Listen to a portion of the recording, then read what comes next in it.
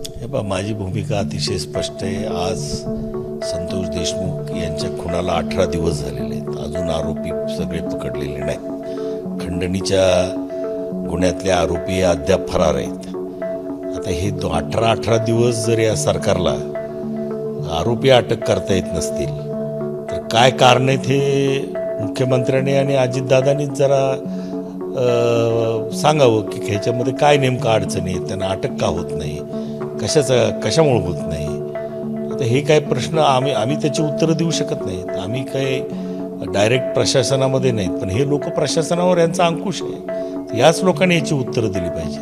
आणि मुख्यमंत्र्यांनी स्पष्ट शब्दात आम्हाला आश्वासन दिलेलं आहे की या प्रकरणामध्ये कोणाचाही दबाव आला तरी त्याला आम्ही बाजूला ठेवून याचा निपक्षपातीपणे चौकशी करू आणि आरोपीला कुठल्याही प्रमाणामध्ये शिक्षा देऊ, त्याची पाळमुळं या गुंडगिरीची बीड जिल्ह्यातले उकळून काढू असं आश्वासन दिलेलं आहे। मसाजोगचे सरपंच संतोष देशमुख यांच्या हत्येनंतर खरं तर बीडमधल्या कायदा आणि सुव्यवस्थेवरती अनेक प्रश्नचिन्ह उपस्थित केले जात आहेत।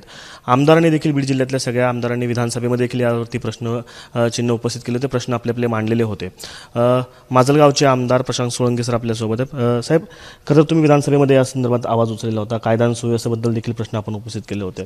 ज्या पद्धतीनं आत्ता सगळ्या गोष्टी घडत आहेत, बीडमधला नेमकं कायदा आणि सुव्यवस्थेचा प्रश्न आपल्याला काय सांगतोय?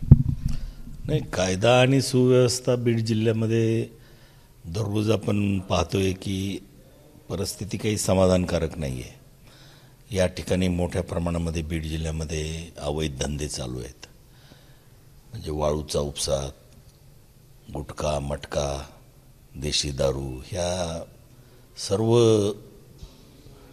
धंद्यामुळं मोठ्या प्रमाणामध्ये काही लोकांच्या हातामध्ये पैसा येतो आणि त्या पैशाच्या माध्यमातून गुंडगिरी केली जाते।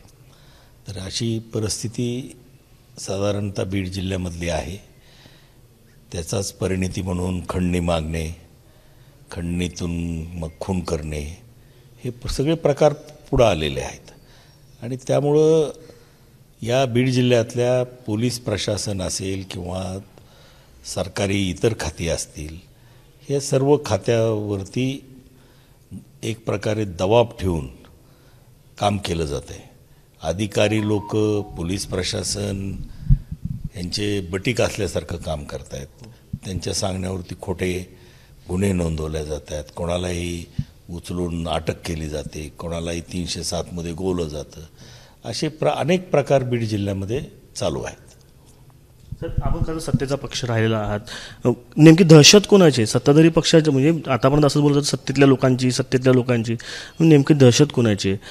सुरेश धस म्हणतायत की आकांची दहशत आहे, नेमकं आका कोणाची दहशत या सगळ्या जिल्ह्यामध्ये? आता मागील 2.5 वर्षापासून या जिल्ह्याचं नेतृत्व कोण करतायत त्याचं नावच आम्हीच्या तोंडून घेतलं पाहिजे असं काही नाही। त्यांच्या माध्यमातून आता जे खंडणीच्या प्रकरणामध्ये आरोपी आहेत वाल्मिक कराड, त्यांच्या माध्यमातून एक प्रकारे कुठं ना कुठंतरी या सर्व प्रकाराला आमच्या जिल्ह्याचं नेतृत्वच जबाबदार आहे असं म्हणलं तर काही चुकीचं ठरणार नाही। आता पुन्हा एकदा जिल्ह्याचं नेतृत्व त्यांच्याकडे जाण्याची शक्यता व्यक्त केली जाते, धनंजय मुंडेंकडे। काही जण त्यांच्याकडे नेतृत्व जाऊ नये अशी देखील मागणी करतायत, मंत्रिपदाचा राजीनामा त्यांच्या मागितल्याची मागणी करतायत। आपण त्या मागण्यांकडे कशा पद्धतीने बघता, आपली भूमिका काय आहे? हे बा, माझी भूमिका अतिशय स्पष्ट आहे। आज संतोष देशमुख यांच्या खुनाला 18 दिवस झालेले आहेत, अजून आरोपी सगळे पकडलेले नाहीत। खंडणीच्या गुन्ह्यातले आरोपी अद्याप फरार आहेत। आता हे 18 दिवस जर या सरकारला आरोपी अटक करता येत नसतील तर काय कारण आहेत हे मुख्यमंत्र्यांनी आणि अजितदादांनी जरा सांगावं की ह्याच्यामध्ये काय नेमकं अडचणी आहेत, त्यांना अटक का होत नाही, कशामुळे होत नाही। आता हे काय प्रश्न आम्ही त्याची उत्तरं देऊ शकत नाहीत। आम्ही काय डायरेक्ट प्रशासनामध्ये नाहीत, पण हे लोक प्रशासनावर यांचा अंकुश आहे, तर याच लोकांनी याची उत्तरं दिली पाहिजेत।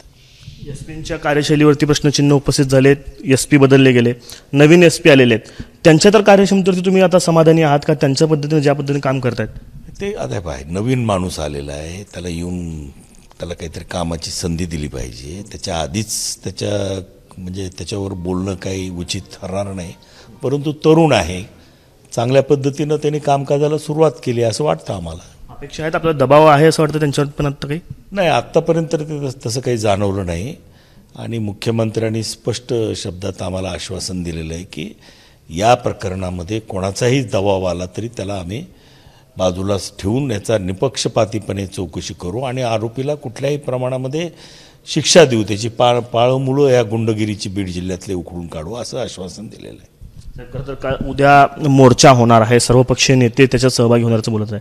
आपण स्वतः सहभागी होणार आहात का आणि मोर्चाचं स्वरूप काय असणार आहे? नाही, मोर्चामध्ये मोठ्या प्रमाणात सर्वसामान्य जनतेचा जो काय आक्रोश आहे आणि जी परिस्थितीबद्दलची नाराजीची भावना आहे ती मोर्चाच्या माध्यमातून व्यक्त होणार आहे. त्याच्यामुळे मी सहभागी होणारच आहे त्याच्यात, आमचे सर्व कार्यकर्ते सहभागी होणार आहेत, आमचा पाठिंबाच आहे त्या मोर्चाला.